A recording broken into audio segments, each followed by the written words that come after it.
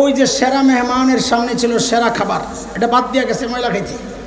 আল্লাহ আমি মুসলমান, আমারে আল্লাহ বানাইছেন এই জগতের সেরা মেহমান, কুনতুম খায়রা উম্মাহ বইলা। আমার সামনে আল্লাহ দিয়েছেন শ্রেষ্ঠ রসুলের শ্রেষ্ঠ আখলাক, শ্রেষ্ঠ রসুলের শ্রেষ্ঠ চরিত্র। এর চেয়ে উত্তম চরিত্র হতে পারেন আল্লাহর স্বীকৃতি। নবীকে বলেছেন আল্লাহ ওয়া ইন্নাকা লাআলা খুলুকিন আযীম। নবী, এর চেয়ে উত্তম চরিত্র দুনিয়ায় আমি কাউকে আর দেই নাই। সর্বোত্তম চরিত্রের অধিকারী আপনি। আমার নবীর এই উত্তম আদর্শ, এগুলা যার ভাল লাগে না, সেরা মেহমান হইয়া সেরা আয়োজন যার ভাল লাগে না, ওর কি ভাল লাগে? ও হিন্দুদের মতো চুল কাটা ওই স্টাইল ওর ভাল লাগে, ওই নাসারের মতো দাড়ি কাটা ওর ভাল লাগে, হিন্দু মেয়েদের মতো ওদের বিয়ে শাদী দেখা, ওদের চ্যানেল দেখা, ওদের মতো সাজসজ্জা যাদের ভালো লাগে, মুসলমানের পোশাক, মুসলমানের আখলাক, মুসলমানের চরিত্র, নবীর সুন্নাহ যাদের ভালো লাগে না, স্পষ্ট কথা, একটারও মাথা ঠিক নাই, সবগুলা পাগল পাগল পাগল। তুমি মনে করো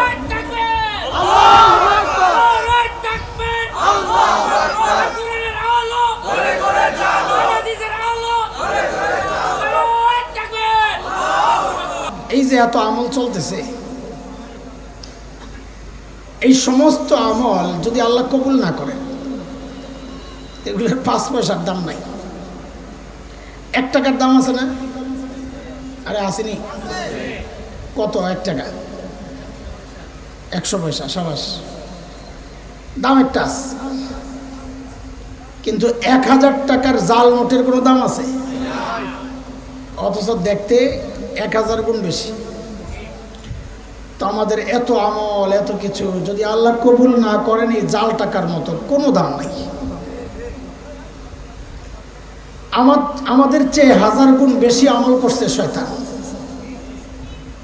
তাও কোন জায়গায়? কুরপাই বয়ানা আসমানের উপরে। আমাদের চারপাশে ফাসিক ফুজ্জাররা, চোর ডাকাত, দুর্নীতিবাজ। আর শয়তান যখন আমল করছে, চারপাশে ছিল নেককার ফেরেশতারা। এত আমল করার পরেও কত আমল জানেননি শয়তানের। আমাদের যারা উলামায়ে কেরাম আছেন, তারা তাফসীরের একটা কিতাব পড়েছেন, জালালাইন শরীফ, তাফসীর জালালাইন। শুরুর দিকে যে আয়াত আসছে, শেষের অংশ কানা মিনাল কাফিরিন, শয়তান সম্পর্কে বলা, ওইটার পাশে ব্যাখ্যা হাসিয়ায় হযরত কাব ইবনুল আহবার রাদিয়াল্লাহু আনহুর একটা বর্ণনা আছে, ইসরায়েলি বর্ণনা, আমাদের বিশ্বাসেরও দরকার নাই, মিথ্যা বলারও দরকার নাই, শুনেন। সে রিওয়ায়াতে আসছে, ইবলিস আসমানের উপর যে ইবাদত করছে কত টাইম? 1,84,000 বছর। ইবলিসের ইবাদতের কত টাইম? কত? আমাদের সবার আমল একসাথে করলে হবে? ইবলিস এত আমল করছে যে তার আল্লাহর এক হুকুম অমান্য করার কারণে আল্লাহর একটা প্রজ্ঞাপন জারি করেছেন। কি বলেছেন আল্লাহ? ক্বাল ফাখরুজ মিনহা ফাইন্নাকা রাজিম, তুই বের হয়ে যা, তোর এই আমলের কোনো দাম নাই, কারণ তুই অভিশপ্ত। আল্লাহ যদি কবুল না করেন, আমাদের কোনো আমলের কোনো মূল্য নাই। এই জন্যে বড়রা, আম্বিয়া আলাইহিমুস সালাম, আমল করার পর আল্লাহর কাছে দোয়া করতেন, আল্লাহ আমল কবুল করেন।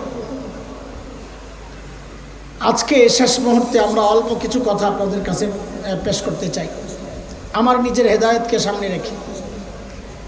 হ্যাঁ, আমি এমনভাবে বলার চেষ্টা করব যেন আমার মতো কেউ থাকলে তার উপকারে আসে। 2টা পয়েন্টে একটু কথা বলতে চাই, মাত্র 2টা পয়েন্ট। একটা অল্প সময় লাগবে, আর একটু বেশি সময় লাগবে, সব মিলাইয়া বেশি না, ডরায়েন না। পয়েন্ট কয়টা? মুখস্থ করা লাগবে আমার সাথে আজকে পড়া। ওয়াজ বাদ, একটা ক্লাস হবে এখন।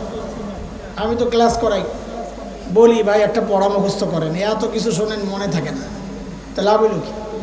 লাভ একটা হয়েছে, যতক্ষণ বসা ছিলেন গুণামুক্ত ছিলেন, এটাও কম লাভ না। হ্যাঁ, যারা বাদাম খাইতেছে তারা বসে বসে বাদামও খাইতে পারলো, খাওয়া লাগবে না, খা। আমি একটা দোয়া করি, মুসাফির মানুষ, আপনারা খালি লগে দিয়ে আমিন কইেন, ঠিক আছে? ও আল্লাহ, এই মাহফিলে বৈশা বৈশা যারা বাদাম খাইবো, আল্লাহ তাকে পেটটি নষ্ট করে দাও। আসে আমিনও না করবে, এবার খাওয়ালা করে। আরে এত কথা কইস না, সাহস থাকলে খা। অনেক মানা করে দেখছি, শুনে না। পরে এই পদ্ধতি বাইর করার পর দেখছি আর একটা বাদাম চাপায় না। বদ্ধ আর একটা ডর তো আছে। তারপরে আমিন কইছি কি, ডাইনি বামে সব ওলামা একরা, সামনে মুরব্বীরা, এ আমিন যাবে কই? আল্লাহ খাবালা করে এমনি কইছি, তোর মনে চাইলে খা, দেখাইস না, চুপচাপ খা, থাকলে পরে আমারে দিয়া দিস কিছু। লা হাওলা ওয়ালা কুওয়াতা ইল্লা বিল্লাহ। কয় পয়েন্ট আজকে মামু? কাছে বইছো তুমি, ঠিকমতো জবাব দিও। 1 নম্বর হচ্ছে আমাদের আমল কবুল হচ্ছে কিনা বুঝবো কেমনে, করতেছি যে। 2 নম্বর হচ্ছে আমল কবুল করাবো কেমনে। এই বাস, এই 2টা পয়েন্ট। একটু মনোযোগ দিয়ে শোনেন, কান ভাল লাগবে না। আমার গলা ভাঙ্গা মানুষ, আমি দুর্বল সব দিক দিয়ে, গলাও নাই তলাও নাই। চেষ্টা করি কিছু কথা মুখস্থ করাইতে, বুঝাইতে, নিজের ফায়দা হয়, আর কারো ফায়দা হোক বা না হোক। তো কয় পয়েন্টে আলোচনা আজকে? 2 পয়েন্ট। প্রথম পয়েন্ট হচ্ছে আমার আমল কবুল হচ্ছে কিনা বুঝবো কেমনে। এর জন্যে আমাদের বড়রা কোরআন আল করিমের একটা আয়াতকে মানদণ্ড বানাইছেন, যে আয়াতকে সামনে রাখো, এই আয়াতের মধ্যে দেখো, নিজেকে দেখা যাবে। আমার আমল কবুল হচ্ছে কি হচ্ছে না, এই আয়াতটা উপলব্ধি করলেই বুঝবো। আয়াতটা কি? আল্লাহ বলেন, সানাস্তাদরিজুহুম মিন হাইসু লা ইয়ালামুন। বহু মানুষ এমন আছেন, আল্লাহ বলতেছেন, আমি তাদেরকে ধীরে ধীরে নিচের দিকে নামায়া দিই, সে টেরও পায় না। দেখেন 2টা সমস্যা। এক হচ্ছে আল্লাহ নিচে নামায়া দেন, এক প্রবলেম। আবার নামায়া যা দিচ্ছেন আল্লাহ তাআলা, তার খবর নাই, এটা আরেক সমস্যা। খবর থাকলে তো ফেরত আসার সুযোগ থাকত। এখন আমার আমল কবুল হচ্ছে কিনা এই বিষয়টাকে সামনে আনলে আমি বুঝব। আমার অতীত দেখি, গত বছর দেখি, গতকাল দেখি, আজকে দেখি, হিসাব মিলাই। যদি দেখি দ্বীনি বিষয়ে আমার অবনতি, নিচের দিকে নামছি, তো বুঝবো আমার অতীতের আমল কবুল হচ্ছে না, হয় নাই, আল্লাহ আমাকে নিচের দিকে নামায়া দিচ্ছে। আর যদি দেখি আমার আমলের উন্নতি, ধীরে ধীরে আমার আমল বাড়ছে, তো বুঝবো আমার অতীতের আমল আল্লাহ কবুল করেছেন, তাই আমাকে আমল আরো বেশি করার তৌফিক দিচ্ছেন। নিজেরটা নিজেই বুঝবো। কত মানুষকে সামনে থেকে দেখেছি, আমি নিজেকে নিয়েও বুঝেছি, আমি নিজেকে নিয়েই ভাবি বেশি। সামনে থেকে বুঝেছি, উপলব্ধি করছিলাম, যাহারে আল্লাহ তাআলা তাকে ধীরে ধীরে নামায়া দিচ্ছেন। আরে একসাথে পড়াই, একসাথে পড়াইছে, পাগড়িওয়ালা, জুব্বাওয়ালা, হঠাৎ কি আসলো মাথায়, বলে মাদ্রাসায় পড়াইয়া সংসার চলে না, কি করতে হবে? একটা ব্যবসা করি। আচ্ছা, ব্যবসা কি নাজায়েজ? আমাকে খুব দ্রুত আপনারা জবাব দিবেন, আমি জিজ্ঞেস করলে জবাব দিবেন, না পারলে বলবেন জানি না। আমি বলবো ব্যবসা করা নাজায়েজ না। তো ব্যবসা করতে গেছে মাদ্রাসা ছেড়ে দিয়া। হুজুরা শোনেন, খালি তো ফতুয়া দেন যে ব্যবসা করে কি না যায়, যে হুজুরগুলা গাইয়া খেত আম করে খালি পিছনে দিয়ে টাইনে ধরতে চায়। ব্যবসা করা নাজায়েজ না। কিন্তু আমি একদম কাছের থেকে তাকে দেখেছি, ব্যবসা করছেন কিছুদিন, কদিন পর দেখি আর পাগড়ি পরে না। পাগড়ি পরা কি জরুরি? পাগড়ি খুইলা কি গুনাহ করছে? এরও কয়েকদিন পর হঠাৎ দেখলাম, একদিন দেখি যে গায়ে জুব্বা নাই, কাটা যাবে। জুব্বা পরা কি সুন্নত, জরুরি? বলে কাটা পরা কি হারাম? তো কাজী কাটা পাঞ্জাবি পরে কি সে কোনো অপরাধ করেছে? কোনো অপরাধ করে নাই। এটাই কয় আল্লাহ ওহুম লা ইয়ালামুন, চলতেছে, অপেক্ষা করে। এরও কয়েকদিন পর দেখি কাটা পাঞ্জাবি ছিল অর্ডারি, এখন দেখি রেডিমেড পাঞ্জাবি ফুলওয়ালা। রেডিমেড ফুলওয়ালা পাঞ্জাবি পরা কি নাজায়েজ? নাজায়েজ না, জায়েজ, ওহুম লা ইয়ালামুন। আরো কয়েকদিন পর দেখলাম কি টুপি নাই মাথায়, চুল একটু এলোমেলো, বাউল বাউল ভাব। এই বড় চুল রাখা কি নাজায়েজ? বলবেন কথা কর। আরো কয়েকদিন পর দেখলাম আগে পড়তো ঢেলে ঢালা সালোয়ার, এখন দেখি পরে ট্রাউজার। ট্রাউজার পরা কি নাজায়েজ? সানাস্তাদ্রিজুহুম। আরো কয়েকদিন পর যা দেখছি তখন চমকায় উঠছি, তখন যায় পিছনের সব বুঝে আসছে। দেখি ছিল দাড়ি লম্বা লম্বা, কাইটা দাড়িগুলারে বানাইছে এই কাটিং ছোট ছোট। এইবার বলেন দাড়ি কাটা জায়েজ না না জায়েজ? এতদিন সে টের পায় নাই যে আমি নিচে নেমে যাচ্ছি, সব জায়েজ তো, এটা তো জায়েজ, এটা তো জায়েজ, এটা তো জায়েজ। আল্লাহ বলেন ওহুম লা ইয়ালামুন, আমি যে তাকে নিচের দিকে নামিয়ে দিচ্ছি তার খবর তো না। কেন এটা এমনটা কেন হলো? কারণ যখন মাদ্রাসায় পড়াইছে তখন এটাকে নিয়ামত মনে করে নাই, নিজের জন্য গর্বের মনে করে নাই, সম্মানের মনে করে নাই। আল্লাহ নারাজ হয়েছেন, নারাজ হইয়া আল্লাহ তাআলা তার এই আমলকে কবুল করেন নাই। সেই জন্য আল্লাহ তাকে ধীরে ধীরে নিচের দিকে নামায়া দিয়েছেন। নাউযুবিল্লাহি মিন যালিক। সতর্ক হন। এই বিষয়ে আমি আর কথা আগাতে চাচ্ছি না, যেহেতু সামনে একটু লম্বা কথা বলা লাগবে। যদি আপনাদের ধৈর্য থাকে আর আমার আগে আপনারা গেলে আরো ভালো, আমার সুবিধা হবে তাড়াতাড়ি ছাড়তে, খুব কাহিল লাগতেছে। আমাদের 2 নম্বর পয়েন্ট যেটা ছিল, এটা হচ্ছে আজকের মূল পয়েন্ট। আমার আমল আল্লাহর কাছে কবুল করাবো কেমনে? করাতে চাই কিনা? আমি তো চাই, আপনারা চান কিনা দেখি। আল্লাহু আকবার। আল্লাহ তুমি কবুল করো। আল্লাহ, আমাদের বড়রা আমাদেরকে কিছু আমল শিখাইছে, এইভাবে চলো তো তোমার আমল আল্লাহ কবুল করবে। এমন কয়েকটা বড়দের শেখানোর তরিকা আপনাদের সামনে পেশ করতে চাই, যেন আমরা নিজেদের আমলগুলোকে আল্লাহর কাছে গ্রহণযোগ্য বানাতে পারি। এর 1 নম্বরটা বোঝার আগে একটা গল্প শোনেন। আমি গল্প বলবো, হয় কোরআন থেকে নয় হাদিস থেকে, ফালতু কথা গল্প বলবো না ইনশাআল্লাহ। হযরত ইব্রাহিম আলাইহিস সালামকে চেনেন? মর্যাদা জানেন? খলিল ইব্রাহিমের মর্যাদা আমি বয়ান করতে পারবো না, তবে আমি 2টা সূত্র একটু আপনাদেরকে শোনাই, এর থেকে কিছুটা আন্দাজ করে নেন খলিলের মর্যাদা কত।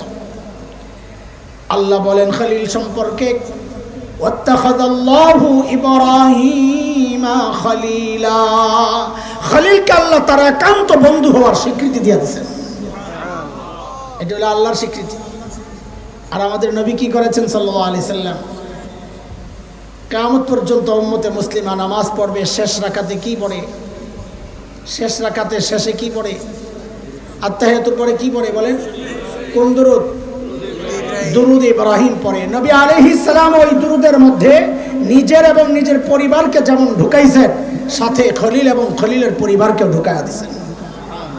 খলিলের মর্যাদা এত দামি একজন মানুষ, কাজও একটা করছেন দামি। দেখেন, অনেক সময় ব্যক্তির কারণে কাজ দামি হয়ে যায়, অনেক সময় কাজের কারণে ব্যক্তির দাম বেড়ে যায়। এখানে ব্যক্তিও দামি, কাজও দামি। কাজ কি? কাবা শরীফ নির্মাণ করছে। কাবা নির্মাণটা কত দামি কাজ! আরে কাবার দাম কত জানেন? কাবার মর্যাদা জানেন? আর জানলে বলেন, না জানলে বলেন না। জানেন? জানলে বলেন জানেন? আমিও জানি না, তবে একটা অনুমান আপনাদেরকে দেই। কাবার চারপাশে যেই মসজিদটা, ওই মসজিদকে বলে মসজিদুল হারাম। কাবার কারণে ওই মসজিদের দাম কই গেছে? নবী আলাইহিস সালাম বলেন, বাইতুল মুকাদ্দাস এবং মসজিদে নববী ছাড়া জগতের যত মসজিদ আছে, ওই সমস্ত মসজিদে নামাজ পড়লে যেই সওয়াব হয়, এক মসজিদুল হারামে নামাজ পড়লে 1,00,000 গুণ বেশি সওয়াব হয়। কাবার কারণে মসজিদুল হারামের দাম যদি এই হয়, তো কাবার দাম কত হইতে পারে? আল্লাহু আকবার। কাবা বানাইছেন দামি কাজ, ব্যক্তিও দামি। তিনি কে বলেন? একা না, সাথে কে? ইসমাইল। এত দামি কাজ, এত দামি ব্যক্তি করার পরেও তিনি কি করেছেন? আল্লাহ বলতেছেন, وَإِذْ يَرْفَعُ إِبْرَاهِيمُ الْقَوَاعِدَ مِنَ الْبَيْتِ وَإِسْمَاعِيلُ رَبَّنَا تَقَبَّلْ مِنَّا إِنَّكَ أَنْتَ السَّمِيعُ الْعَلِيمُ।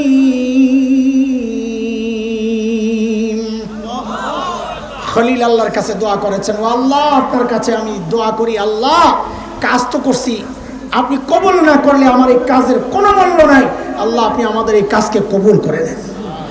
এই জন্য আমাদের বড়রা বলেন, যে কোনো কাজ করব যদি কবুল করাতে চাই, কাজের পরে আল্লাহর কাছে বলা, আল্লাহ আমার কাজ কবুল হওয়ার মতো উপযুক্ত না, আমিও ব্যক্তি উপযুক্ত না, আপনিও উপযুক্ত, আল্লাহ আপনি আপনার ওই দয়ার গুণগুলোর উসিলায় আমার এই আমলগুলোকে কবুল ও মঞ্জুর করে নেন। আরে আমিন পরে কর, আগে বুঝছেন নি কর, কি বুঝছেন? আমল কবুল করানোর জন্য 1 নম্বর কাজ কি বলেন? সবাই বলেন, আরে ভাই বলেন, মুখস্থ করেন, পড়া মুখস্থ করেন, বলেন 1 নম্বর কাজ কি? দোয়া করা। 2 নম্বর কাজ শোনার আগে একটা গল্প শুনে নেন। হযরত আদম আলাইহিস সালাতু ওয়াস সালামের প্রথম দিকের 2 ছেলে, নাম কি বলেন? হাবিল কাবিল। এক ভাই আরেক ভাইকে হত্যা করছে। কে কাকে করছে বলেন? কাবিল হাবিলকে হত্যা করছে। মাশাআল্লাহ, আপনারা তো অনেক কিছু জানেন, আমার কাম তো অর্ধেক আগে রাখছেন আপনারা। কেন হত্যা করছে?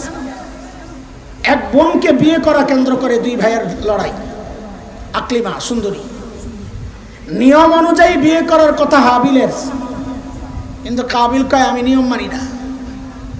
তো কি করবা? কয়েকটা লটারি দাও। লটারি মানে কোরবানি, কোরবানি, যার কোরবানি কবুল হবে সে বিয়ে করবে। তো ঠিক আছে দাও। তো কোরবানি দিছে। কাবিল নিয়ে আসছে কিছু পচা সবজি, তাফসিরি কিতাবে এমনটাই পাওয়া যায়।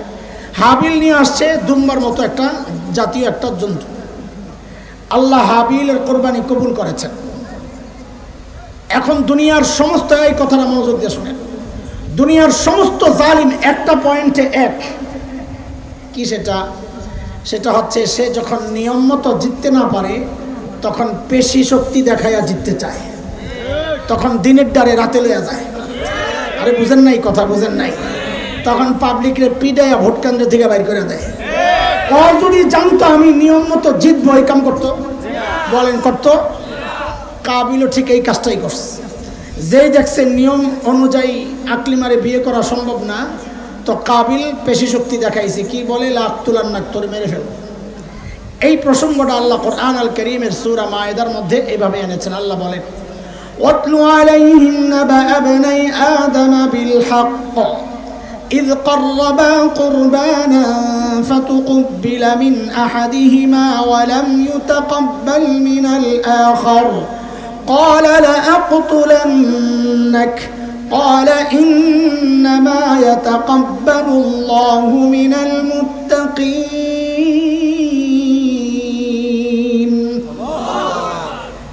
কাবিল বলে তোকে হত্যা করবে, তা হাবিল বলে কি ভাই আমার দোষটা কি?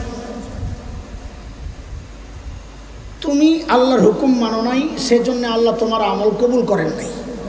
কারণ আল্লাহর একটা নিয়ম আছে, ওই নিয়মটা হাবিল শোনায়া দিচ্ছে না। এটা হলো আমাদের পয়েন্ট। আল্লাহর নিয়ম কি? ইন্নামা ইয়াতাকাব্বালুল্লাহু মিনাল মুত্তাকিন। আল্লাহ আমল কবুল করেন শুধু মুত্তাকিন। তুমি অপরাধী, এর জন্য তোমার আমল কবুল হয় নাই। দোস্ত, কথাগুলো এখন অনেকের লাগবে, অনেকের পছন্দ হবে না, কষ্ট লাগবে, কিন্তু আমি যা বুঝেছি কোরআন থেকে এটা বলা আমার জিম্মাদারি। আপনি সুদও খাইবেন আবার আমলও করবেন, আল্লাহ ঠেকা বলে নাই আপনার আমল কবুল করার জন্য।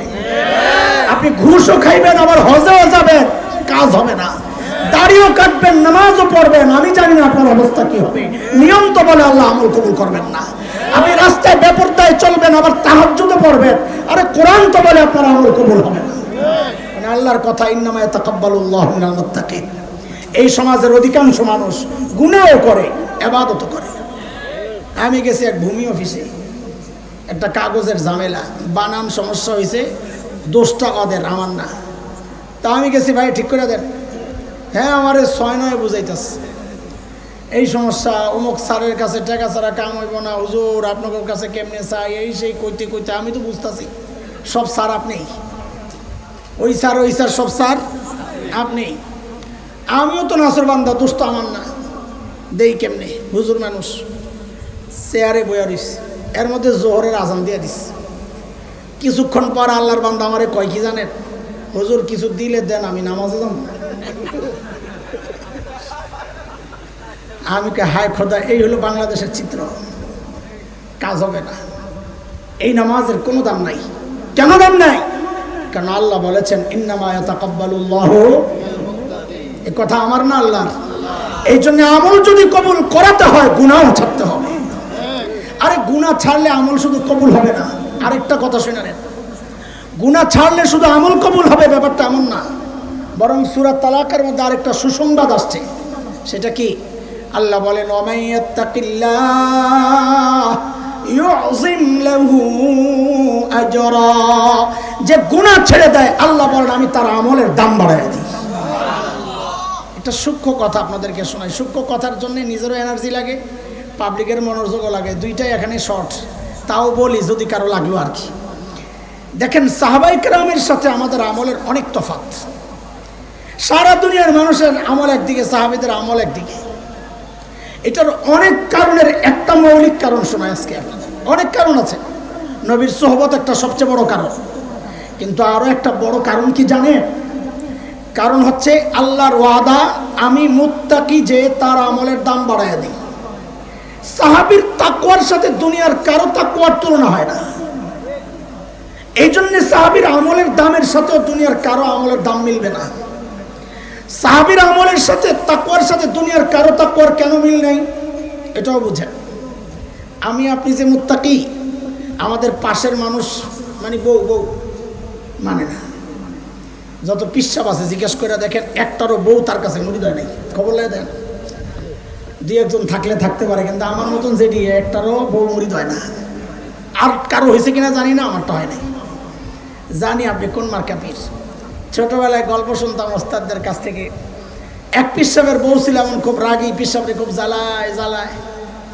পিসাব একদিন বাড়িতে আসছে, বউ দিছে এক চিৎকার, আহারে আল্লাহ। পিসাব কয় কি ব্যাপার, এমন ভাবে আল্লাহ বললা, আমি তো চলে যাবো, কি সমস্যা? আজকে এক দৃশ্য দেখে আমার কলিজাটা টুকরা টুকরা হয়ে গেছে। কি দেখছো? আজকে দেখলাম আমগো বাড়ির সামনে দিয়ে এক পিসাব উইরা যায়। আমার কপালে খোদায় কোন পীর মিলাইলো, এটা তো লেংরায় আরে। তো পিসাব বলে আরে পোড়া কপাল, আগে মনে করছিলাম তোর দিল নষ্ট, এখন দিয়ে শক্তিও নষ্ট। বলে কেন? ভালো করে দেহস নাই, ওই যে উইরা গেছে পিসাব, এটা আমি আসিলাম তো আমি এখন বউ কি বলে, ওরে খোদা তাই তো কই, ডানা একটা ভাঙ্গা কেন?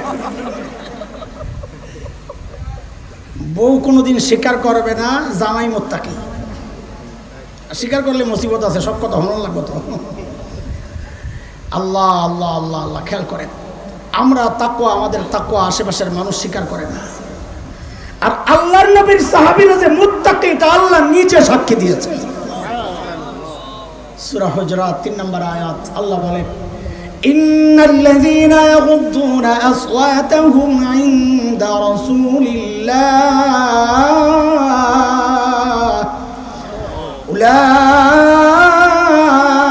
উলাইকাল্লাযীনা ইমতাহানাল্লাহু কুলুবাহুম লিত্তাকওয়া লাহুম মাগফিরাতুন ওয়া আজরুন আযীম।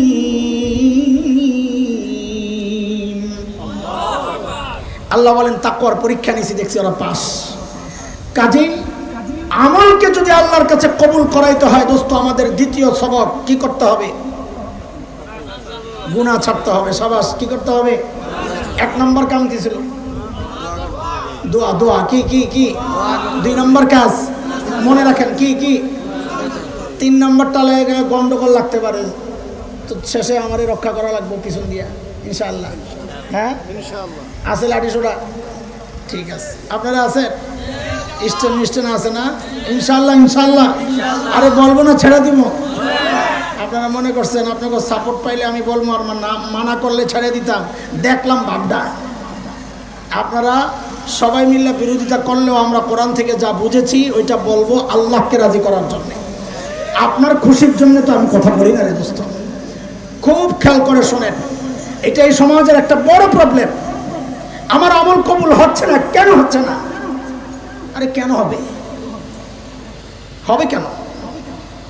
আপনাকে একটা উদাহরণ দিই, তারপরে বুঝবেন।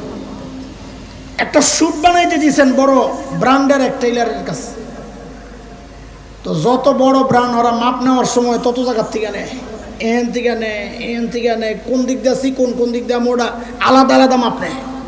হাতার মাপ নিছে, লুজের মাপ নিছে, বগলের নিচের মাপ নিছে, বুকের মাপ নিছে, প্যাডের মাপ নিছে, মাঝখানের মাপ নিছে, গলার মাপ, সব মাপটা নিয়ে কইছে ওই 28 তারিখ সেপ্টেম্বরের 28 তারিখ ডেলিভারি ডেট। এই জোয়ানরা ভালো করে হন। ডেলিভারি আনতে গেছে, যা দেখে মাশাআল্লাহ আতা একটা ঠিক আছে, আরেকটা অর্ধেক। তো কদ্দুর হইছে আতা, কদ্দুর হইছে? আরে 1.5 কইতারো না, লাগলে 1.5 কও, 1,500 মতো। কটা হইছে? 1.5। এই সুটটা আপনি নিবেন? কথা বলেন, এই নিবেন? কেন নিবেন না? আমি যা বলি শেষ পর্যন্ত জিজ্ঞেস যা করবো খালি এটাই বলবেন। বলেন মাপ ঠিক হয় নাই। বলেন বলেন আমার সাথে, এই শুট নিবেন? কেন নিবেন না? আবার বলেন।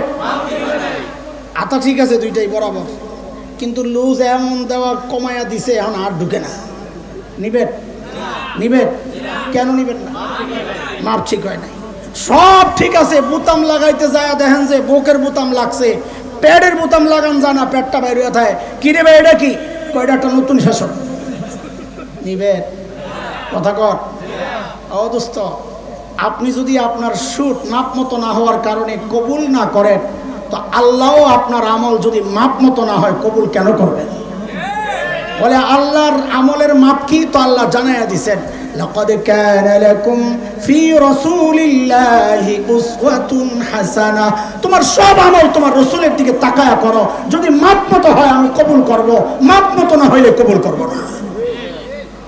এই পর্যন্ত বুঝছেন? এবার পরেরটা বুঝেন। আজানের আগে আপনি দুরূদ শরীফ পড়বেন কি পড়বেন না আপনার ইচ্ছা, মাইক আপনার, জবান আপনার, গলা আপনার, সব আপনার, আমি কিচ্ছু করবো না। কিন্তু আপনাকে বলি, আজানের আগে দুরূদটা পড়ার আগে একটু মাপটা মিলে লইয়েন নবীর সাথে। যদি মাপ মিলে করেন, মাপ না মিললে ছাড়েন। হিসাব সোজা, এখানে ঝগড়ার কিছু নাই। আরে দুরূদ শরীফ পয়সা পড়বেন না দাঁড়াইয়া, শুয়া পড়বেন না লাফাইয়া, দুরূদের পরে জিলাপি দিবেন না বিরিয়ানি দিবেন, খিচুড়ি দিবেন না সিন্নি দিবেন, আপনার ইচ্ছা। আমি মোল্লা দুটা সুদ দিয়ে পয়া দেবো, শেষ। ইচ্ছা আপনার। কিন্তু আপনি যা যেভাবেই পড়েন একটু মুহাম্মদুর রাসূলুল্লাহর মাপের সাথে মাপ দিয়ে দেন। যদি মাপ মিলে তাইলে করেন, কোনো সমস্যা নাই। আর যদি মাপ না মিলে আল্লাহ আপনি একটা শুট কবুল করেন না, একটা শার্ট কবুল করেন না আপনার মাপ মতো না হইলে, তো আল্লাহ আপনার আমল, যে আমলের বিনিময়ে জান্নাত দিবেন, ওই আমল মাপ মতো না হইলে আল্লাহ কেন কবুল করবেন? বলেন আমাকে, কোন যুক্তিতে কবুল করবেন? এইটা তো গেল বেদাতীদের খবর। আর এখানে কিছু স্মার্ট পোলাপান আছে, একটা খবর আছে, বলবো নি? কথা বলেন, বলবো? ঢাকা থেকে আসছে বিয়ে করতে, কুরপাই বুড়িসামনি পড়ছে। এটা আবার বুড়িসাম কেমনে বললো বুঝান, আমার হিসাব মিলে না। শেষ আল্লাহ। আচ্ছা যাই হোক, বুড়িসং আইসে বিয়ে করতে ঢাকায় বলা, রাস্তায় এমন জ্যাম লাগছে, আল্লাহু আকবার। আস্তে আস্তে আস্তে আস্তে আসরের আজান দিয়া দিয়েছে। পোলাপাইন তোরা আসস্তি রে, স্মার্ট পোলাপাইন আসেনি এখানে দিয়ে যা, তা তোর ইঞ্জেকশন আইতাছে, অপারেশন সামলা একটু। আল্লাহ, বিয়া করতে আইছে কোথায়? কুরপাই। আস্তে আস্তে আসরের আজান দিয়ে দিস। এখন মেয়ের বাবা ঘটককে বলে, মিয়া ভাই খাবার তো এমনি ঠান্ডা হয়ে গেছে, যদি নামাজ পড়েন বিয়ে শাদীর কাম সারেন তো এই খাবার যাইব বাসি হইয়া, তার চেয়ে বরং একটা কাম করেন, খাওয়া দাওয়া আগে সারালাম, বিয়া নামাজ পড়ে হোক। এমনটা হয় কিনা বলেন তো মুরব্বীরা? হয় কি হয় না? খাইতে বসছে। আচ্ছা আমাকে দুইটা জবাব দেন। বিয়ে বাড়িতে, মেয়ের বাড়িতে সেরা মেহমান, বরযাত্রায় যারা আসছে সেরা মেহমান কে আজকের? জোরে কোন? জামাই, ঠিক কিনা? যত খাবারের আয়োজন হয় সেরা খাবারটা কার সামনে দেওয়া হবে? তাহলে সেরা মেহমান কে? সেরা খাবার কার সামনে? তো বিশাল ডিশ, ডিশের মধ্যে আস্তা খাসি, আস্তা মুরগি, আস্তা মাছ, চিংড়ি মাছ বড় একটা ফ্রাই, নানান রকমের কাবাব, সালাদ টালাদ দিয়া সুন্দর করে সাজাইয়া দিছে সামনে জামাইয়ের। জামাই বড় স্মার্ট জামাই। কোন জামাই? আমি আবার বারবার জিজ্ঞেস করব, কোন জামাই? আবার বলো, স্মার্ট জামাই। জামাইয়ের এই খাবারের দিকে একটু মনোযোগ নেই। ওই পোড়া কপাল টাকা আছে প্যান্ডেলের বাহিরে, ডেকোরেটররা একটা ভাণ্ড রাখছে টুকরি খাড়ি ময়লা ফেলাইতে। তো ছোট্ট ছোট্ট বাচ্চারা যে পোলাও খায়, কারো খারাপ লাগলে মাফ করে দিয়ে, এছাড়া আমার বোঝানোর কোনো রাস্তা নাই। ওই যে নাকের শ্লেষা মেশা লাগছে, আঠালো পোলাও নিয়ে ফেলাইছে, রান খায়া খুইয়া হাড্ডি নিয়ে ফেলাইছে, লেবু চিপ্পা রস খাইয়া ছিলকা নিয়ে ফেলাইছে। জামাইবাবু তাকায় রয়েছে ওই ভান্ডার দিকে। কিছুক্ষণ পর জামাইবাবু লাভ দেওয়া উঠছে। কোন জামাই জানি? স্মার্ট জামাই। লাভ দিয়ে উঠে যায় ওই ময়লা ভান্ডার সামনে বসে। শাশুড়ি জামাইয়ের জন্য একটা স্পেশাল পায়েস রান্না করছে। শ্বশুর গেছে ভিতরে আনতে, পায়েসের বাটি নিয়ে প্যান্ডেলের ভিতরে আয়া দেখে জামাই নাই। খুঁজে খুঁজে জামাই গেল। কিছুক্ষণ পর দেখে জামাই ওই যে ময়লার সামনে বসা। আসলে তো ওখানে বসার কথা কুত্তার, কথা বলেন ওই জায়গায় এটা কার খাওয়া? কুকুরের বলেন না, আমি কুত্তা কইছি। খোসা উদ্দেশ্য থাকলে শব্দ শুদ্ধ করলে খোসা হয় না। আমি যদি বলি কাক কাদের, এটা খোসা হবে না। খোসা দিতে হলে বলতে হবে কাউয়ে কাদের। কুকুর কইতে আইছেন, আমি কই কুত্তা, কই কুকুর। কথা ঠিক আছে না? ওই ময়লায় বসার কথা কার? আর কুকুর করবে না তো, কুত্তার। শ্বশুর পেলা হাতে নিয়ে তাকায় তাকায় আফসোস করে আর বলে, কুত্তার আসনে জামাই কেন? জামাইয়ের আসন খালি কেন? এ পোলাপান এই ডায়লগ আমার সাথে মুখস্থ করা আজীবন কাজে লাগবে। বল, কুত্তার আসনে জামাই কেন? বল সবাই, কুত্তার আসনে জামাই কেন? জামাইয়ের আসন খালি কেন? ঘটকরে ডাক দিয়েছে, মেয়া ভাই এদিকে আয়েন। কিসে ভাই? আপনি না বললেন জামাই বলে স্মার্ট, ভেরি স্মার্ট। কত ভেরি ছুটাইতেছি। ঘটকরে লাগাইছে মাইস। আচ্ছা এবার বাকিটা আপনারা কর। এই জামাইয়ের কাছে কেউ মাইয়া দিবেন? বোন দিবেন? আপনজন দিবেন? আপনারা একটু চিৎকার করে বলেন তো, এই জামাইটা সুস্থ না পাগল? আরো জোরে শুনতে চাই। না না, এক আওয়াজে জোরে সোরে চিৎকার করে বলেন, এই জামাই সুস্থ না পাগল? ঠিক আছে নি? পরে আবার পল্লী মারবেন না তো। যদি এই জামাই পাগল হয় তো বোঝা গেল এই মজলিসেও কিছু পাগল আছে, এই সমাজে তো আছেই। কেমনে? ওই যে সেরা মেহমানের সামনে ছিল সেরা খাবার, এটা বাদ দিয়ে গেছে ময়লা খাইতে। আল্লাহ, আমি মুসলমান, আমারে আল্লাহ বানাইছেন এই জগতের সেরা মেহমান, কুনতুম খায়রা উম্মাহ বইলা। আমার সামনে আল্লাহ দিয়েছেন শ্রেষ্ঠ রসুলের শ্রেষ্ঠ আখলাক, শ্রেষ্ঠ রসুলের শ্রেষ্ঠ চরিত্র। এর চেয়ে উত্তম চরিত্র হতে পারে না। আল্লাহর স্বীকৃতি নবীকে বলেছেন আল্লাহ, ওয়া ইন্নাকা লাআলা খুলুকিন আযীম। নবী, এর চেয়ে উত্তম চরিত্র দুনিয়ায় আমি কাউকে আর দেই নাই। সর্বোত্তম চরিত্রের অধিকারী আপনি। আমার নবীর এই উত্তম আদর্শ, এগুলা যার ভাল লাগে না, সেরা মেহমান হইয়া সেরা আয়োজন যার ভাল লাগে না, ওর কি ভাল লাগে? ও হিন্দুদের মতো চুল কাটা ওই স্টাইল ওর ভাল লাগে, ওই নাসারের মতো দাড়ি কাটা ওর ভাল লাগে, হিন্দু মেয়েদের মতো ওদের বিয়ে শাদী দেখা, ওদের চ্যানেল দেখা, ওদের মতো সাজসজ্জা যাদের ভালো লাগে, মুসলমানের পোশাক, মুসলমানের আখলাক, মুসলমানের চরিত্র, নবীর সুন্নাহ যাদের ভালো লাগে না, স্পষ্ট কথা, একটারও মাথা ঠিক নাই, সবগুলা পাগল পাগল পাগল। তুমি মনে করো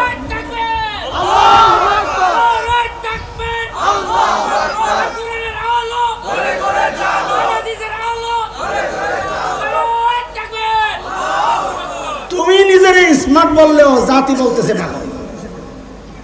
তুমি অমুসলিমদের সুরত ধরে ভাবতেছো স্মার্ট, আসলে জোরে কম, আসলে আসলে। আচ্ছা এই যে এতক্ষণ স্পেশালিটি পারলাম, আপনাকে কি মনে হইতেছে আমি বানাই বানাই বলতেছি? কার কথা? জোরে কম, আর একটু জোরে বললে আয়াতটা বইটা দিই। জোরে বলেন। আল্লাহ বলেছেন, ওলামায়ে কেরাম জানেন, একটু মিলে দিই, খালি শুনেন। আল্লাহ বলেন, ওয়ালাকাদ যারানা লিজাহান্নামা কাসীরাম মিনাল জিন্নি ওয়াল ইনস লাহুম কুলুবুন লা ইয়াফকাহুনা বিহা ولهم أعين لا يبصرون بها ولهم آذان لا يسمعون بها أولئك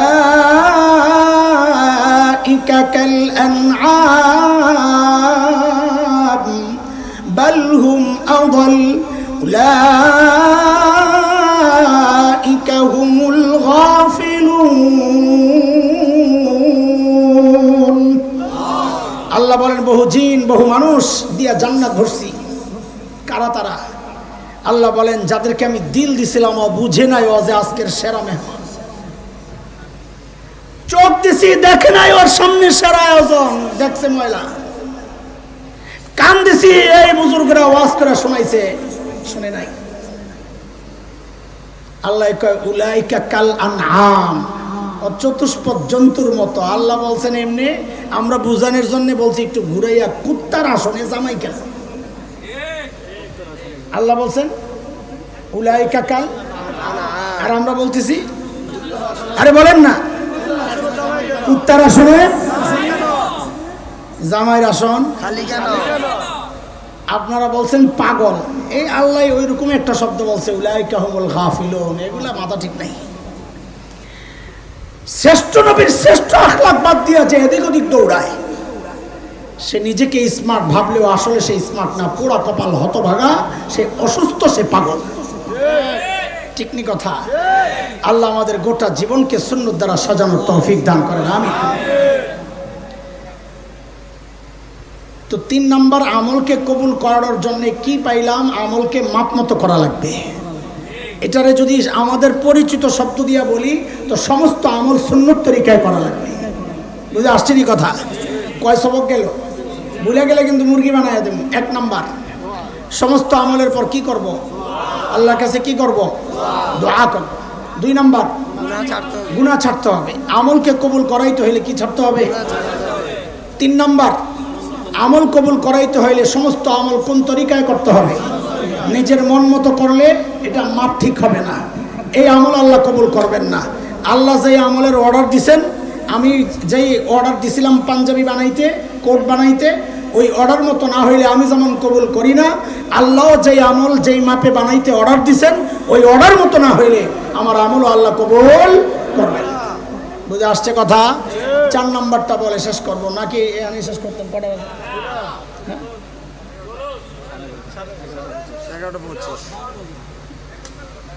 মাইসিনস জালেম,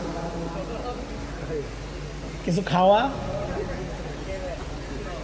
পানিও তো নাই। আরে কিছু খাবো না, চাটা খাই না, পানি দেয়। হ্যাঁ, বাদাম। দেখছো কোন দিক দিয়ে মারলো আমারে? লা হাওলা ওয়ালা কুওয়াতা ইল্লা বিল্লাহ। এর বাদাম খাওয়া বন্ধ করছি তো প্রতিশোধ দিল। আল্লাহ কবুল করেন, আমিন। আমাকে জবাব দেন আপনার একটা প্রশ্ন। শিখতেছি আমরা না? আমরা শিখতেছি না? হ্যাঁ, শিখা দরকার কিনা বলেন? চলে। গতানুগতিক কথা তো শুনতেই আছি, কিচ্ছা তো জীবনে বহু শুনছি।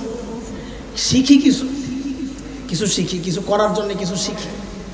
সব ঠিক আছে, যারা যা বলেন সব ঠিক আছে, আমি বললাম, কিন্তু ওগুলো যে কবুল হইবে এর জন্য তাকে তরিকা জানা লাগবে। আচ্ছা বলেন তো, আল্লাহর রসুলের সবচাইতে প্রিয় মানুষ কে ছিলেন?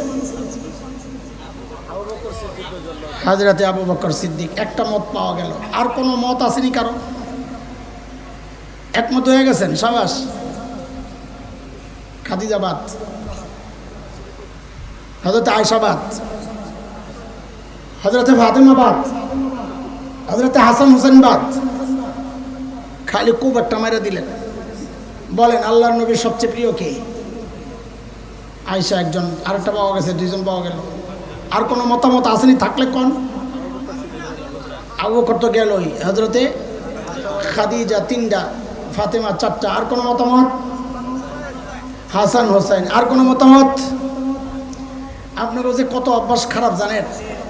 আপনারা কিছু হইলে আমাকে হুজুর করে খোঁচা দেন যে আপনারা একমত হইতারেন না। আপনারা কত ভালো মানুষ, একটা কথা শিখেইলাম 5টা মত একই। আপনারা কত ভালো মানুষ। আমি পাবলিকের দিকে দেখি আর হাসি, খালি উল্টা পাল্টা কথা। হুজুর দেখলেই করবো কি, হুজুররা খালি খায় আর খায় আর খায় আর খায়।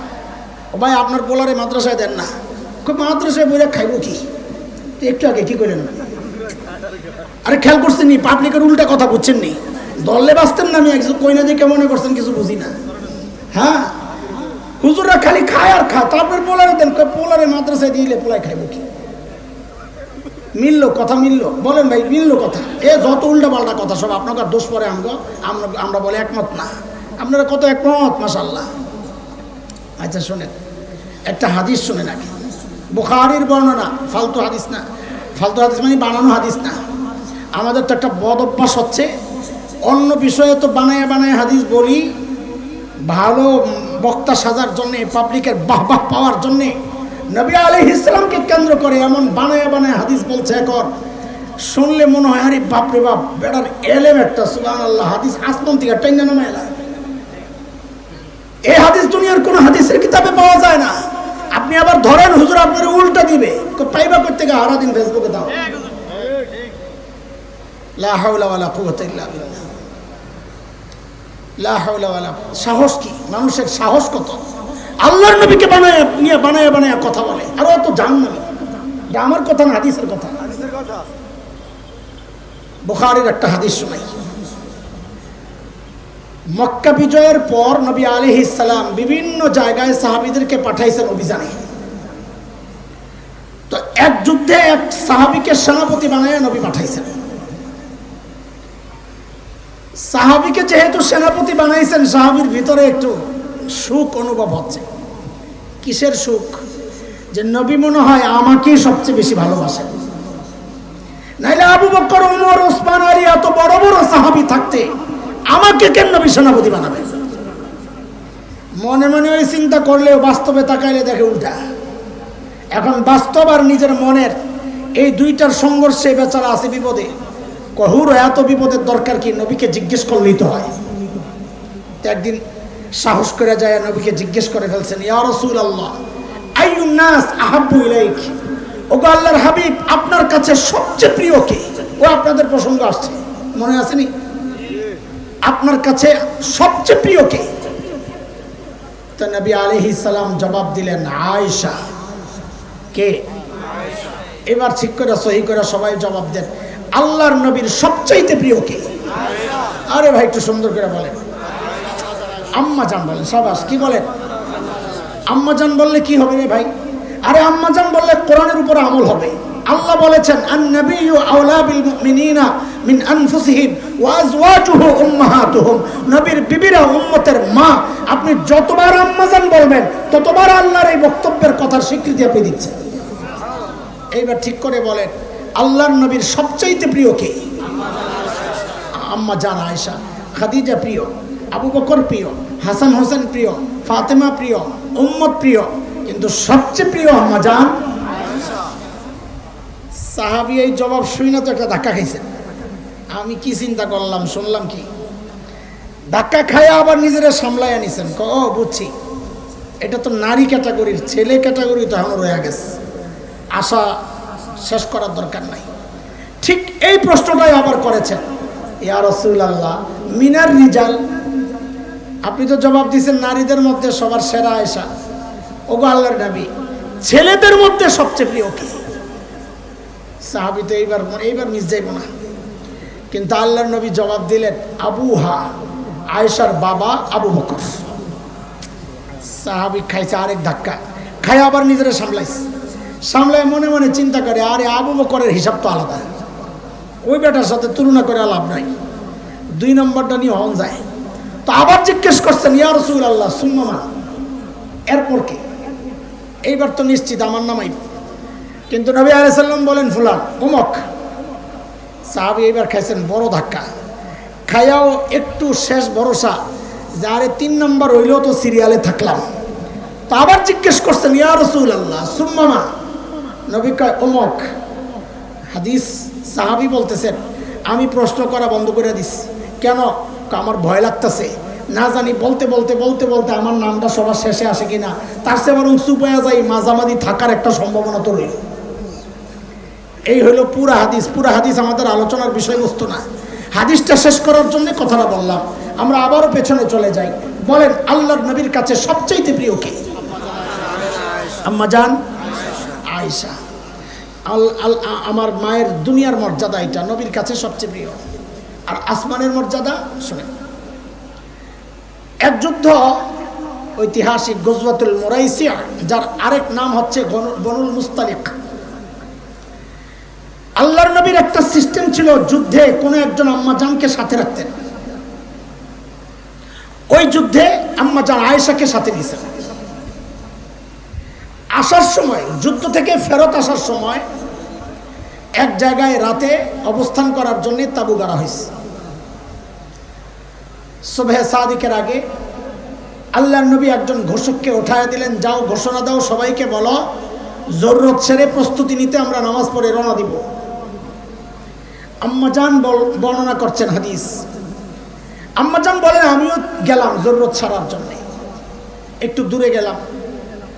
জরুরত সেরে আমি যখন আসলাম, আমার বুকে হাত দিয়ে দেখি আমার যে হাড়টা ছিল ওই হাড়টা নাই, হাড়টা পড়ে গেছে।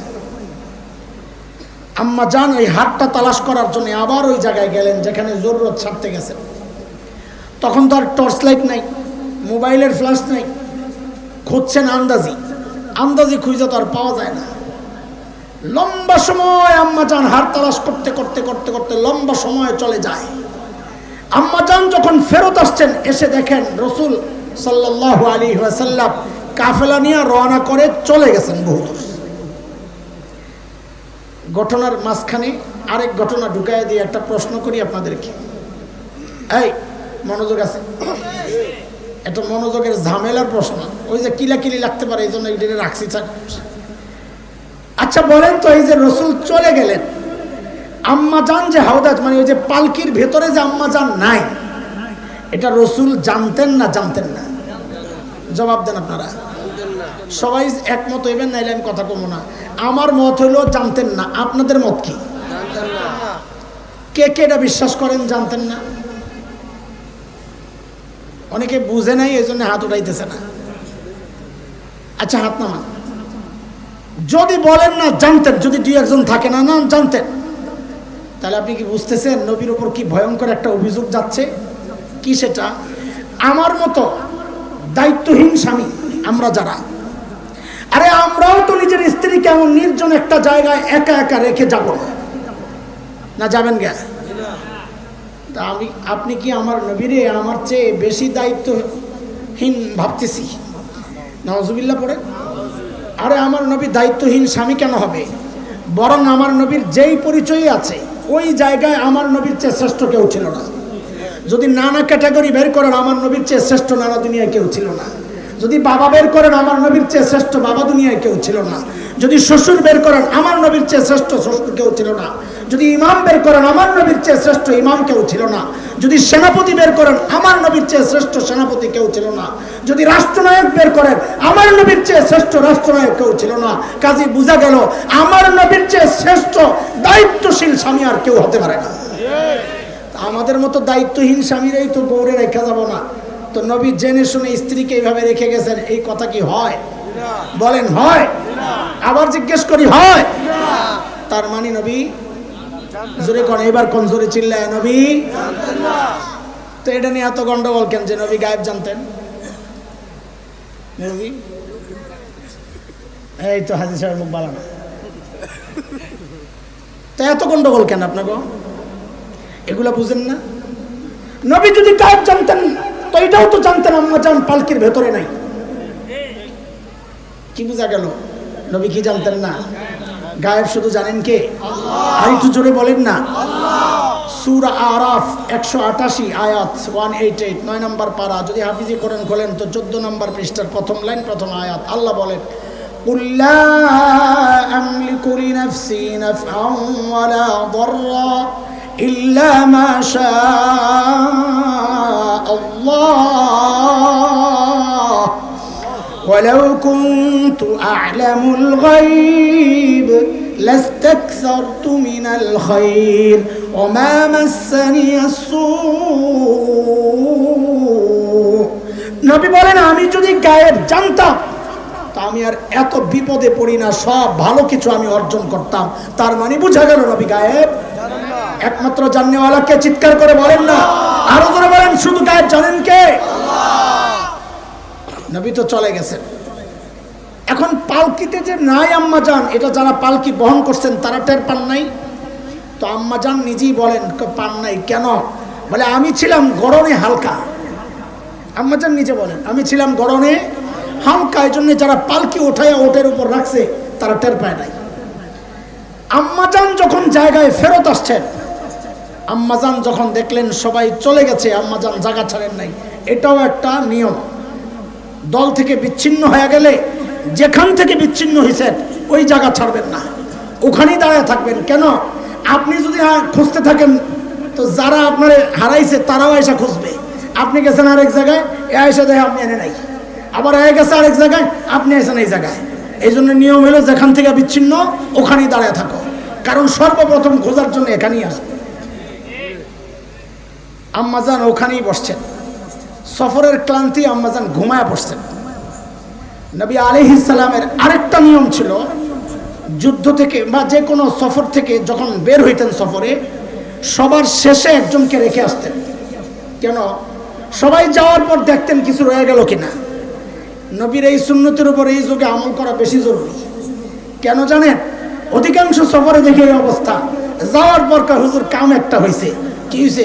কয় চার্জারটা ফালাই আইছে। কি ফালাই আইছে? এখন শুধু চার্জার ফালাই আস।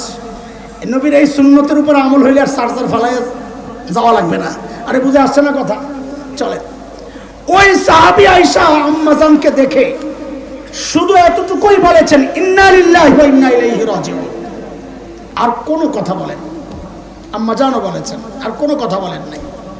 ওই সাহাবী নিজের বাহনকে বসাইলেন, আম্মাজান বাহনে উঠলেন। সাহাবী বাহনকে ধরে ধরে নিজে পায়ে হেঁটে নবী আলাইহিস সালামের কাফেলার সাথে যখন মিলিত হয়েছেন, সূর্য একটু উপরে উঠে গেছে মদিনার আগে। এই দিক দিয়ে সকাল হওয়ার পর, আলো আধারি দূর হওয়ার পর, যখন সবাই টের পেল যে পালকির মধ্যে আম্মাজান নাই, তখন মুনাফিকরা খবর ছড়ায়া দিছে বাজারে, কি ওই যে পিছনে সাহাবী রয়ে গেছেন, ওই সাহাবীর সাথে নাউজুবিল্লাহ নাউজুবিল্লাহ নাউজুবিল্লাহ আম্মাজান আয়েশার গোপন সম্পর্ক আছে। কি ভয়ঙ্কর অভিযোগ! কিছু দুর্বল মুসলমানও যুগ হয়েছে। কবি হাসান ইবনে সাবিত ছিলেন একজন, হযরত আবু বকরের সম্পর্কের ভাগিনা, আপনজন, আবু বকরের সাহায্যে চলতেন। মিস্তাহ তিনিও ছিলেন। নবী আলাইহিস সালামের এক শালিকা হযরত যায়েনব বিনতে জাহাসের বোন হামনাহ বিনতে জাহাস এই দলে ছিলেন। 1 মাস পর্যন্ত মদিনায় এই খবর গরম, কিন্তু আম্মাজান জানেন না কিচ্ছু। লম্বা হিস্টোরি আমি ছোট্ট করে বলতেছি। আম্মাজান যখন জানলেন, এতটা ভেঙ্গে পড়লেন, নবীর কাছে অনুমতি নিয়ে বাবা আবু বকর, মা উম্মে রোমানের কাছে চলে গেলেন। আম্মাজান নিজেই বর্ণনা করেন, আমি একাধারে 3 দিন কেঁদেছি, আমার চোখের পানি শুকায় গেছে, কিচ্ছু নাই পানি।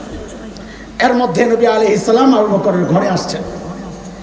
আম্মাজানকে জিজ্ঞেস করতেছেন, আয়েশা সত্য করে বলো, যদি ভুল করে থাকো তওবা পড়ো, আল্লাহ মাফ করে দিবেন। আম্মাজান বড় সাদা একটা জবাব দিচ্ছেন যে আমি যদি এখন সত্য বলি আপনারা বিশ্বাস করবেন না, আর যদি মিথ্যা বলি তা বিশ্বাস করবেন।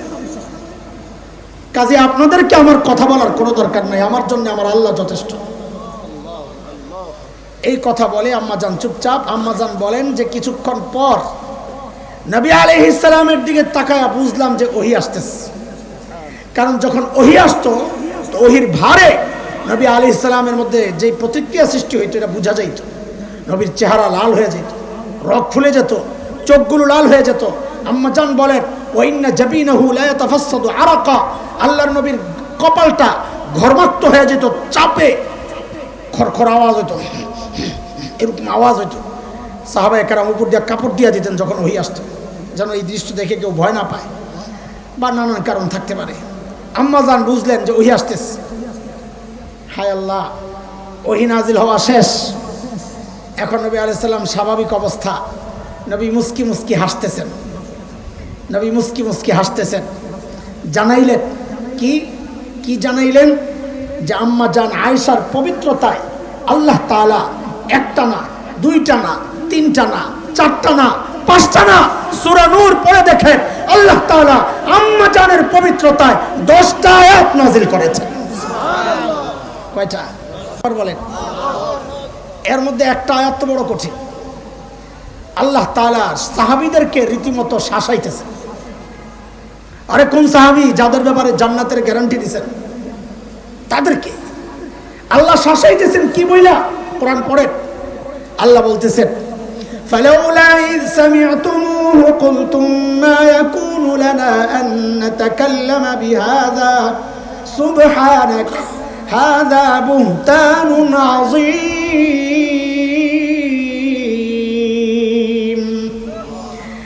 আল্লাহ বলতেছেন, এই তোমরা যখন এই কথাগুলো শুনলা তখন কেন বললা না এই বিষয়ে আমাদের কথা বলা উচিত না? আল্লাহ পবিত্র, আল্লাহর নবী পবিত্র, নবীর স্ত্রী পবিত্র, এই যা বলা হচ্ছে অভিযোগ, এগুলা মারাত্মক অপবাদ। এই কথাগুলো তোমরা কেন বললা না, কেন চুপ ছিলা? আল্লাহ শাসাইতেছেন কাদেরকে? বলেন কাদেরকে? আম্মা জানের মর্যাদা যদি বলতে থাকি রাত শেষ হয়ে দিন শেষ হবে। এত বড় বিশাল ব্যক্তিত্ব আম্মা জান। আমি দুইটা শুধু বুঝাইলাম, একটা কথা বলার জন্য একটা পরিবেশ দাঁড় করাই দিয়েছি।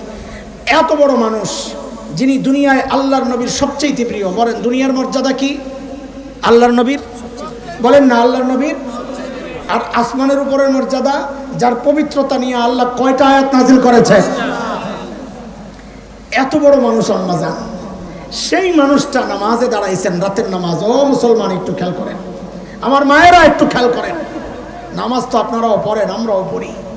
আম্মা জান নামাজে দাঁড়াইছেন, একটা আয়াত আসছে তেলাওয়াত করতে করতে। কি আয়াত? وَبَدَا لَهُم مِّنَ اللَّهِ مَا لَمْ يَكُونُوا يَحْتَسِبُونَ। এই আয়াত তেলাওয়াত করতেছেন আম্মা জান আর কান্না করতেছেন। আয়াত তেলাওয়াত করতেছেন আর কান্না করতেছেন। কখনো আয়াত অর্ধেক পরে আবার শুরু করেন, আবার শেষ করেন, আর ঢুকরে কেঁদে ওঠেন, আবার পেছন থেকে পড়েন, আবার ঢুকরে কেঁদে ওঠেন। রিওয়ায়াত আসছে এমন করতে করতে আম্মা জান আর আগে বাড়তে পারতেছেন না কান্নার জন্যে। তাহাজ্জুদের ওয়াক্ত শেষ হয় অবস্থা। এই সারা রাত এই এক আয়াতের উপর আম্মা জান দাঁড়ায় দাঁড়ায় কান্না করছেন। কি আছে আয়াতে?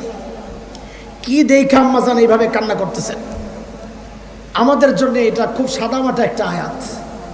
আল্লাহ বলেন যে হাসরের মাঠে বান্দার এমন পরিচয় আল্লাহর কাছ থেকে প্রকাশ পাবে যার কল্পনাও সে দুনিয়ায় করে নাই। এই চিন্তায় আম্মাজান কাঁদতেছেন কেন? যাহারে দুনিয়ায় তো আমার পরিচয় আমি নবীর স্ত্রী, দুনিয়ায় তো আমার পরিচয় আমি আবু বকরের কন্যা। হায় আমার আমল যদি কবুল না হয়, না জানি হাসরের মাঠে উঠে দেখি আল্লাহ আমাকে অপরাধীদের কাতারে দাঁড় করায় দিয়েছেন, তখন আমার কি হবে? কোথায় আম্মাজান, কোথায় হাসান যান, কোথায় আমরা, কোথায় আম্মা যান যিনি জান্নাতের গ্যারান্টি পাওয়া? হ্যাঁ, অথচ আমরা 2 রাকাত নামাজ পড়ে জান্নাতের অপেক্ষায় বসে আছি। আল্লাহ না করুন এত আমল নিয়ে যাওয়ার সময় যদি ডাক পড়ে যায়। কি ডাক? ওহো, ওই ডাক মাঝে মধ্যে চিন্তা করলে আমার মতো পাপীর কলিজায় তো নইরা ওঠে। যদি ডাক পড়ে যায় কি? ওয়াকিফুহুম ইন্নাহুম মাসউলুন। আরে আটকা, আরে আটকা, থামা, একে জিজ্ঞেস করা লাগবে কি করছে। আটকায় যদি আমল নামা খোলে তাইলে তো গন্ধ বাইর হওয়া শুরু হয়। আল্লাহ তো ঢেকে রাখছিলেন দুনিয়ায়। হ্যাঁ, দুনিয়ায় তো মানুষ জানতো হাফেজ, দুনিয়ায় তো মানুষ জানে আলেম, দুনিয়ায় তো কেউ কেউ জানে মুত্তাকি। কিন্তু ওই পোটলা খোলার পর যখন গন্ধ বাইর হবে, তখন এমন পরিচয় প্রকাশ পাওয়া যাবে, নতুন ডাক আসবে আল্লাহর, সেটা আরো ভয়ঙ্কর। কি সেটা? ওমতাজুল ইয়াওমা আইয়ুহাল মুজরিমুন, ও অপরাধীরা আজকে আলাদা হয়ে যা, আমার নেককার বান্দাদের সাথে তোর কোনো জায়গা নাই। এই ডাক যদি চলে আসে তো কি উপায় হবে? এই জন্য দোস্ত বন্ধুরা, বুজুর্গ মুহতারাম, আমলকে আল্লাহর কাছে কবুল করাইতে চাইলে এটা হচ্ছে 3য় 4র্থ আমল। কি সেটা? সবসময় অন্তরের মধ্যে ওই অস্থিরতা জাগায় রাখতে হবে। হায় আমার কি হবে যদি আমল কবুল না হয়? হায় যদি হিসাব নেওয়া হয়? হায় যদি আমাকে আটকায় দেওয়া হয়? আরে আমি আপনি কান্না করি না, যাদের হাসার কথা তারা কেঁদে গেছে। আর আমাদের মতো জালিমরা যাদের সারাদিন কান্না করার কথা, আমরা কান্নার সময় পাই না, সারাদিন হাসতেছি। না তিলাওয়াত আছে, না তাসবিহ আছে, না জিকির আছে, না রোনাজারি আছে, না তাহাজ্জুদ আছে, আছে শুধু মোবাইল টিপাটিপি, মোবাইল টিপাটিপি, মোবাইল টিপাটিপি। আমাদের কি হবে? আল্লাহ তাআলা আমাদেরকে হেফাজত করেন। যেভাবে চললে, যেভাবে করলে আল্লাহ আমল কবুল করবেন। আমাদের প্রত্যেকটা আমল ওইভাবে করার তৌফিক আল্লাহ দান করেন, আমিন। আমাকে পড়াটা শোনায় দেন, আমি বিদায় দিচ্ছি। আমলকে আমরা কবুল করাতে চাই তো ইনশাআল্লাহ। এর জন্য কিছু আমল বড়দের কথাগুলো আপনাদেরকে শোনাইছি, আমার কোনো কথা নাই, কোরআন থেকে হাদিস থেকে এনে এনে কথাগুলো আপনাদেরকে শোনাইছি। তো বলেন তো 1 নম্বর কাজ আমাদের কি? আমল করার পর কি করব? দোয়া করব। খলিল ইব্রাহিম আমাদেরকে এটা শিখায় গেছে। 2 নম্বর কাজ কি? হাবিল আমাদেরকে এটা শিখায় গেছে, কোরআনের কথা। 3 নম্বর কাজ কি? সুন্নত তরিকায় চলবো, মাপ ঠিক রাখবো। মাশাআল্লাহ, আল্লাহ তাআলা এটা নানান জায়গায় বলেছেন। 4 নম্বর কাজ কি? অন্তরের মধ্যে সবসময় অস্থিরতা রাখবো। এটা আম্মা জান আয়েশা তার আমল দিয়া, আম্মা জান একানা বহু সাহাবী তার আমল দিয়ে আমাদেরকে এটা শিখায়া গেছেন যে কখনো নিশ্চিন্ত হব না, সবসময় অস্থির থাকবো, পেরেশান থাকবো, কান্নায় থাকবো, আল্লাহর কাছে রোনাজারির মধ্যে থাকবো, আর সবসময় এই আশঙ্কায় থাকবো, আহারে আমার জানি কি হবে, হাসরে কার সাথে উঠতে হবে আল্লাহই জানে। এই অস্থিরতা যার মধ্যে যত বেশি কাজ করবে, আশা করা যায় তার আমলগুলো আল্লাহ তত বেশি কবুল করবেন ইনশাআল্লাহ। আল্লাহ তাআলা এই মসজিদুল আকসাকে এবং যুব সমাজ যাদের অক্লান্ত পরিশ্রম এই আয়োজন, আল্লাহ তাদের এই মসজিদকে এবং এই যুবকদেরকে কবুল করেন। এই সুন্দর আয়োজনটা এই অসময়ে, এই সময়ে তো মাহফিল হয় না সাধারণত, এই অসময়ে সুন্দর আয়োজন যারা করেছেন, বৃষ্টি বাদলের দিন, এত ধৈর্যের সাথে আপনারাও এত রাত পর্যন্ত এই গরমের মধ্যে বসে বসে কথাগুলো শুনেছেন, আল্লাহ তাআলা এর উত্তম জাযা আপনাদের সবাইকে দান করেন। আমাদের সকলের আমলকে আল্লাহ ওইভাবে করার তৌফিক দেন যেন এই আমলগুলো আমাদেরকে জান্নাত পর্যন্ত পৌঁছায়া দেয়। আমিন আমিন। ওয়া আখিরু দাওয়ানা আলহামদুলিল্লাহি রাব্বিল আলামিন।